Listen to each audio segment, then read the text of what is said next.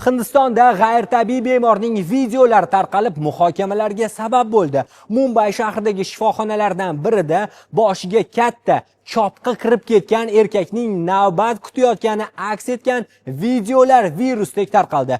Shifokorlarning ma'lum qilishicha, hujum vaqtida chopqi jabrlanuvchi Rohit Pavarning bosh suyagini teshib, taxminan 4 santimetrgacha miyasiga kirib ketgan.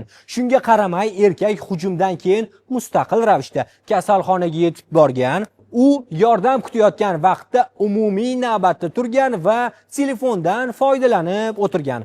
Hodisa 1-mayga o'tar kechasi Manxurt tumanida shaxsiy mojaro ortidan sodir bo'lgan. Sion shifoxonasi jarrohlari operatsiya orqali o'tkir tig'li metallni muvaffaqiyatli olib tashlagan. Hozirda bemorning ahvoli barqaror deb baholanmoqda. Oradan bir kun o'tib, politsiya 3 nafar gumonlanuvchini qo'lga olgan. Ularning barchasi voyaga yetmagan bo'lib, maxsus tarbiya muassasasiga jo'natilgan.